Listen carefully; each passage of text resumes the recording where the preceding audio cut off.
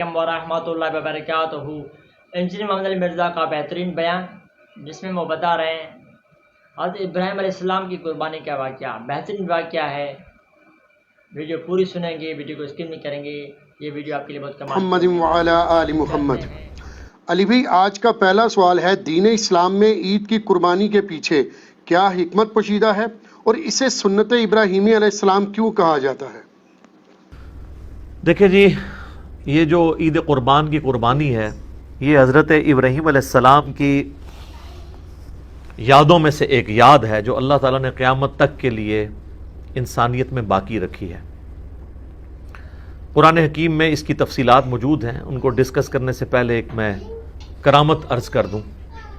ہماری آج کی یہ مجلس جو ہے نا، یہ 124 نمبر مجلس ہے، اور یہ اچانک ہی ڈیسائیڈ کیا کہ اب چونکہ قربانی کا مہینہ شروع ہونے والا ہے، ذی قعدہ کا آخری عشرہ چل رہا ہے، اور اس کے فوراً بعد ذو الحجہ 1441 ہجری شروع ہو جائے گا۔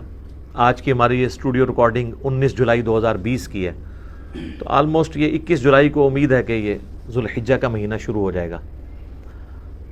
تو یہ اچانک سب کچھ ہوا، اور پھر ہم نے پچھلے ہی ویک میں یہ فلوٹ کر دیا اپنے واٹس ایپ گروپس میں کہ پوری دنیا سے سوالات کلیکٹ کیے جائیں تاکہ کوئی سوال باقی نہ رہے۔ یہ 50 کے قریب سوالات ہم نے اکٹھے کیے، تو میرے دل میں ایک قلق تھا کہ کاش یہ 125 نمبر مجلس ہوتی، کیونکہ یہ ہماری اسپیشل مجلس ہے، 124 نہ ہوتی۔ پھر میرے دماغ میں ایک بات آئی کہ میں قرآن حکیم میں کوئی صورت ایسی کھولوں جس میں 124 نمبر آیت مجھے ایسی ملے جس کا تعلق ڈائریکٹلی ابراہیم علیہ السلام کے ساتھ ہو، اگر ڈائریکٹ نہ بھی تو انڈائریکٹلی ہو۔ تو یہ اللہ کی طرف سے کرامت ہوئی کہ سورۃ البقرہ جب میں نے کھولی نا، تو اس کی آیت نمبر 124، اور ہماری آج کی مجلس بھی مجلس نمبر 124، وہ اسپیسیفکلی ابراہیم علیہ السلام کی ساری قربانیوں کو ایک جگہ پہ اللہ تعالیٰ نے ڈسکس کیا ہے۔ سورۃ البقرہ آیت نمبر 124، اعوذ باللہ من الشیطان الرجیم، بسم اللہ الرحمن الرحیم۔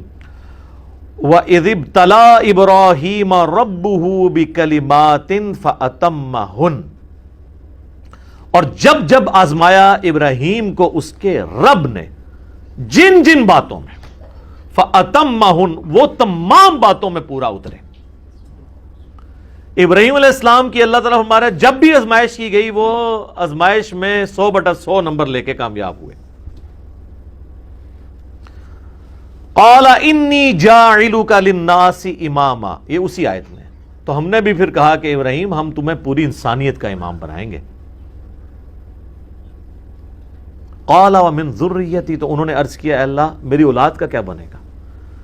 قَالَ لَا يَنَالُ عَهْدِ الظَّالِمِينَ، اللہ نے فرمایا تمہاری اولاد میں جو ظالم لوگ ہیں نا، ان تک میرا یہ وعدہ نہیں پہنچے گا۔ یعنی اس میں امپلائیڈ ہے کہ جو ظالم نہیں ہوں گے ان تک وعدہ پہنچے گا۔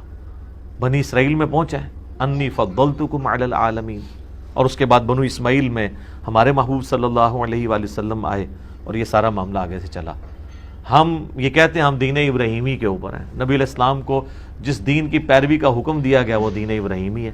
ملت ابیکم ابراہیم وسماکم المسلمین من قبل وفی ھذا، پیروی کرو ابراہیم علیہ السلام کی ملت کی، جس نے تم سے پہلے ہی تمہارا نام مسلم رکھ دیا تھا، اور اللہ نے بھی اس قرآن کے اندر تمہارا نام مسلم رکھا ہے۔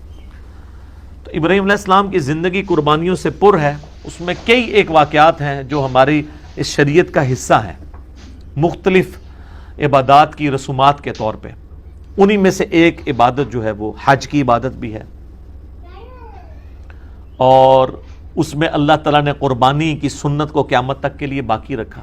اسپیسیفکلی تو یہ حج والوں سے ریلیٹڈ ہے۔ اب جو لوگ حج کے لیے نہیں جا سکتے، صاحب استطاعت نہیں، تو ان کے لیے پوری دنیا میں سنت ابراہیمی کو جاری کر دیا گیا عید قربان کی قربانی کی صورت میں۔ تو اس کے پیچھے جو اللہ تعالیٰ نے ایک ظاہری سبب بنایا حضرت ابراہیم علیہ السلام کی قربانی کا، اس کا ذکر سورہ الصافات کی آیت نمبر 100 سے آنورڈ موجود ہے۔ پارہ نمبر 23 کے اندر ابراہیم علیہ السلام کے اس واقعے کا ذکر ہے جس کی وجہ سے یہ سنت باقی رکھی گئی، اس میں اس کا ذکر بھی آ جائے گا۔ ابراہیم علیہ السلام کے بارے میں اللہ تعالیٰ فرماتا ہے کہ جب وہ اپنی قوم کو چھوڑ کے اتنی قربانیوں کے ساتھ نکلے ہجرت انہوں نے اختیار کی تو انہوں نے اللہ کے حضور دعا کی ربی حبلی من الصالحین، اے میرے رب مجھے صالحین میں سے اولاد عطا فرما۔ 87 ایئرز ایج ہو چکی ہے ابراہیم علیہ السلام کی، بے اولاد ہیں، 87 سال عمر، بیوی بھی بڑھیا ہو چکی ہے، 80 پلس ہے۔ اب وہ اللہ سے دعا کر رہے ہیں اللہ مجھے اولاد دے۔ 87 سال کی عمر میں ان کو اولاد ملتی ہے، اور وہ بچہ جب 12 سال کا ہوتا ہے چلنے پھرنے کے قابل ہوتا ہے ان کے ساتھ۔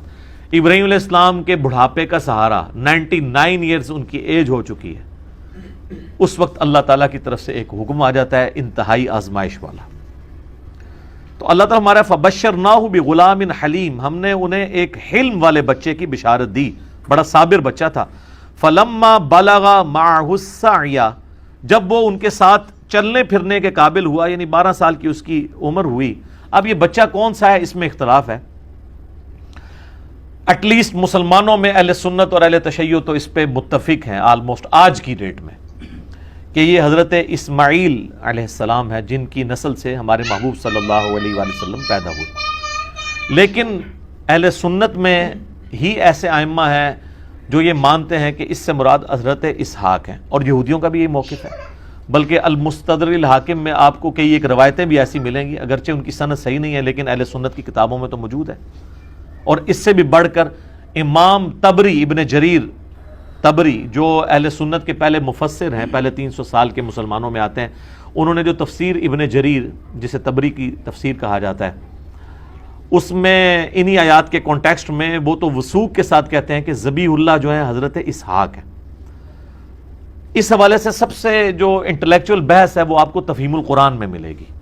مولانا مودودی نے قرآن حکیم کی آیات سے ڈائریکٹلی تو ظاہر ثابت نہیں ہوتا، انڈائریکٹلی قرائن کے ذریعے ثابت کیا ہے کہ موسٹ پروبیبل ذبیح اللہ جو ہیں حضرت اسماعیل علیہ السلام ہے۔ اس کے باوجود ہمارے اسلاف میں بعض لوگ حضرت اسحاق کو ذبیح اللہ مانتے ہیں، جس طرح کہ یہودیوں میں، اس سے کوئی فرق نہیں پڑتا، کیونکہ اس میں اصل میں بتایا جا رہا ہے کہ یہ ابراہیم کی قربانی ہے، چاہے ان کا وہ بیٹا اسحاق تھا اسماعیل تھا، اس سے کوئی فرق نہیں پڑتا، اصل ابراہیم کے لیے امتحان تھا، اسی پہ ایمفسائز کیا گیا۔ تو اللہ تعالیٰ جب چلنے پھرنے کے قابل ہوا، قال یا بنیا، تو ابراہیم علیہ السلام نے کہا اے میرے بچے، انی ارا فی المنام، میں نے خواب میں دیکھا ہے۔ یاد رکھیے گا نبیوں کا خواب وحی الہی ہوتا ہے، بخاری مسلم دونوں میں حدیث ہے کہ نبوت کا 46واں حصہ ہے خواب، انبیاء کے خواب میں شیطانوں کو دخل نہیں ہے۔ انی اذبحک فانظر ماذا ترى، میں یہ دیکھ رہا ہوں کہ میں تمہیں خواب میں نے دیکھا کہ میں تمہیں ذبح کر رہا ہوں، تو بتاؤ تمہاری کیا رائے ہے۔ اب ظاہر ہے وہ بھی نبی کا بچہ تھا، اسے پتا تھا کہ جب نبی کو خواب دکھایا گیا تو اللہ تعالیٰ پریکٹیکلی یہ قربانی چاہ رہا ہے۔ ظاہر ہے کہ اب وہ اس ماں کی اولاد ہے کہ جس کو بیابان میں سورہ ابراہیم میں آتا ہے کہ حضرت ابراہیم علیہ السلام ایک بالکل بیابان جگہ میں مکے کے اندر چھوڑ کے چلے گئے اللہ تعالیٰ کے توکل کے اوپر۔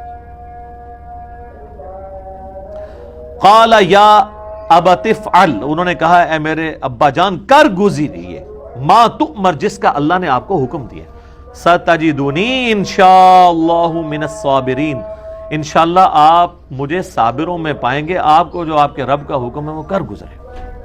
اللہ اکبر۔ فلما اسلما وتلہ للجبین، جب وہ ان دونوں نے سر تسلیم خم کیا، اچھا اللہ تعالیٰ اب دونوں کا ذکر کر رہا ہے، یعنی حضرت ابراہیم بھی اور ان کا بچہ بھی، اسماعیل ہوں یا اسحاق کوئی بھی، دونوں نے اللہ کے حضور سر تسلیم خم کیا۔ وَتَلَّهُ لِلْجَبِينِ، اور ماتھے کے بل لٹا دیا حضرت ابراہیم نے اپنے بچے کو۔ ماتھے کے بل اس لیے لٹایا کہ کہیں غلطی سے میری نظر بھی چہرے کی طرف نہ پڑے اور شفقت پدری جو ہے وہ کہیں پہ ٹریگر نہ کر جائے، تو میں دیکھوں بھی نہ۔ وَنَادَيْنَاهُ أَن يَا إِبْرَاهِيمُ، تو اللہ تعالیٰ فرماتا ہے عین اس موقع پہ جب وہ چھری چلانے لگے، ہم نے پکارا کہ اے ابراہیم قد صدقت الرؤیا، بے شک تو نے سچا کر دکھایا اپنا خواب۔ اِنَّا كَذَلِكَ نَجْزِي الْمُحْسِنِينَ، بے شک ہم اس طریقے سے ہی جزا دیا کرتے ہیں محسنین کو۔ یعنی حضرت ابراہیم نے تو اپنے بچے کی لائف اور اپنی وہ محبت سٹیک پہ لگا دی تھی، بس وہ آخری لمحہ تھا نا، ادھر تک اللہ تعالیٰ لے آیا ایج کے اوپر جا کے۔ ان ھذا لہو البلاء المبین، اللہ تعالیٰ فرما رہا ہے یہ بہت ہی بڑی آزمائش تھی جو ہم نے ابراہیم پہ ڈالی۔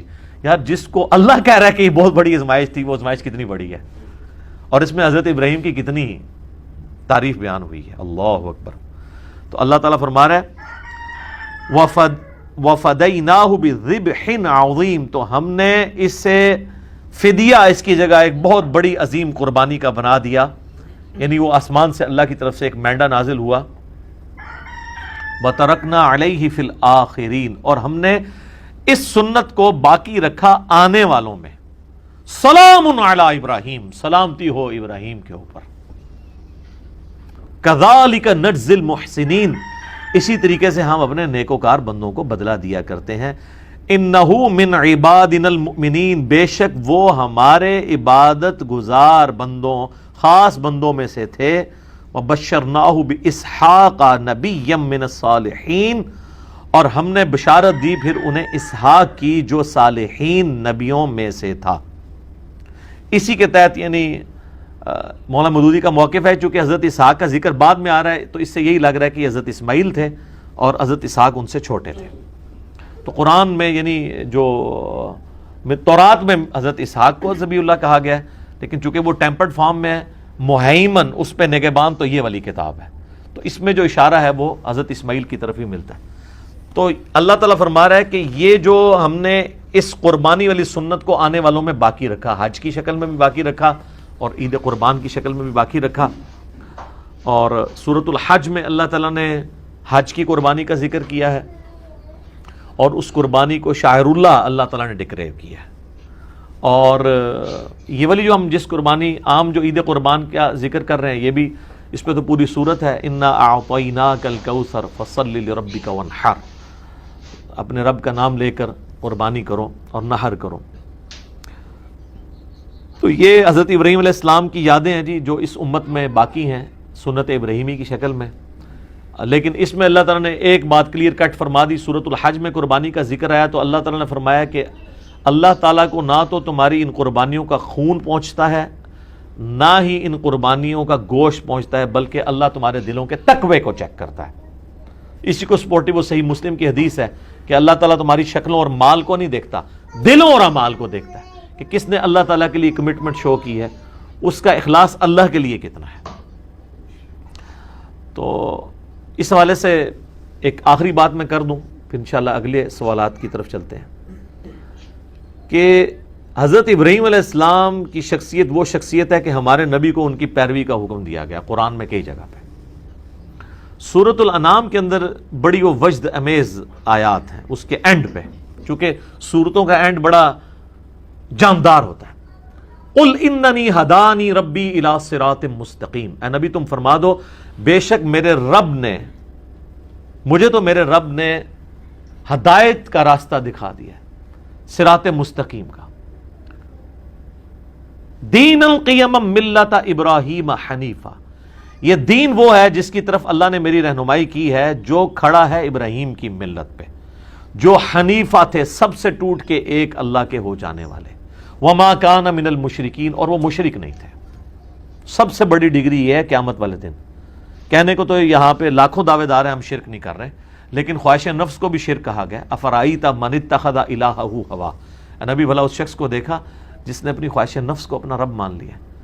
تو اس درجے میں کہ دنیا کا کوئی گناہ بھی دیکھا جائے تو وہ کسی نہ کسی درجے میں شرک کے شجر خبیثہ کی کوئی شاخ بنتا ہے۔ تو ہر اعتبار سے ابراہیم کو اللہ تعالیٰ نے محفوظ کیا ہے اور یہ ڈگری دی ہے، وما کان من المشرکین۔ قل ان صلاتی و نسکی، اے نبی فرما دو کہ بے شک میری نماز اور میری قربانی، ومحیای و مماتی، اور میرا جینا اور میرا مرنا، للہ رب العالمین، اس اللہ کے لیے ہے جو تمام جہانوں کا پالنے والا ہے۔ وَبِذَلِكَ أُمِرْتُ لا شریک لہ، اور میں اس کے ساتھ کسی کو شریک نہیں ٹھہراتا۔ وَبِذَلِكَ أُمِرْتُ، اور مجھے اسی کا حکم ہوا ہے، وَأَنَا أَوَّلُ الْمُسْلِمِينَ، کہ سب سے پہلے میں اللہ کے حضور سر تسلیم خم کروں، سب سے پہلا مسلم میں ہوں۔ انہی آیات میں جو ہے نا، قل ان صلاتی و نسکی، بے شک میری نماز اور میری قربانی، وَمَحْيَايَ وَمَمَاتِي، اور میری زندگی اور میری موت کس کے لیے؟ اللہ کے لیے۔ اب آپ ذرا اس کو ریلیشن شپ دیکھیں، قُلْ إِنَّ صَلَاتِي وَنُسُكِي، میری نماز میری قربانی، وَمَحْيَايَ وَمَمَاتِي، میرا جینا اور میرا مرنا اللہ کے لیے۔ یہ جینے کا تعلق نماز کے ساتھ ہے۔ زندگی میں آپ نے نماز قائم رکھنی ہے تو آپ زندہ ہیں، جو بخاری مسلم میں حدیث ہے، جو اللہ کا ذکر کرتا ہے وہ زندہ ہے، جو نہیں کرتا وہ مردہ ہے۔ وَأَقِمِ الصَّلَاةَ لِذِكْرِي، میری یاد کے لیے نماز کو قائم رکھنا، حضرت موسیٰ کو نبی علیہ السلام اللہ تعالیٰ نے فرمایا تھا، جو سورہ طٰہٰ میں آتا ہے۔ تو زندگی کیا ہے؟ نماز، اِنَّ صَلَاتِي وَنُسُكِي، اور دوسری چیز کیا تھی؟ قربانی۔ تو قربانی کا تعلق کس کے ساتھ ہے؟ موت کے ساتھ۔ اِنَّ صَلَاتِي وَنُسُكِي وَمَحْيَايَ وَمَمَاتِي، نماز کا تعلق حیات کے ساتھ اور قربانی کا تعلق موت کے ساتھ۔ سر یہ جو آپ جانور قربان کر رہے ہوتے ہیں نا، یہ آپ یہ کہہ رہے ہوتے ہیں کہ میں اس جانور کو قربان کر کے سنت ابراہیمی کی یاد تازہ کر رہا ہوں کہ اوریجنلی تو ہمیں اپنی اولاد کو بھی اگر قربان کرنا پڑے اللہ کے لیے تو ہم کریں گے۔ یہ جانور تو ایک سمبل کے طور پہ ہے، اور اس سے بھی بڑھ کے اگر ہمیں اپنی بھی جان دینی پڑی، کیونکہ اللہ تو ادھر اپنی جان کی بات کر رہا ہے نا، وَمَمَاتِي، میری موت اللہ کے لیے، بے شک میری نماز، میری قربانی، میرا جینا، میرا مرنا اللہ کے لیے ہے، جو تمام جہانوں کا پالنے والا ہے۔ تو سر قربانی کا جو فلسفہ ہے نا، یہ بڑا، یعنی حج کا ایک ایک آپ رسم کو دیکھیں نا، جو جو اس میں رسومات ہمیں سکھائی گئی ہیں، ایک ایک جو مناسک کے اندر چیزیں آتی ہیں، وہ ہر ایک کے اندر ایک پورا فلسفہ ہے۔ سب سے بڑا تو احرام ہی دیکھ لینا جی،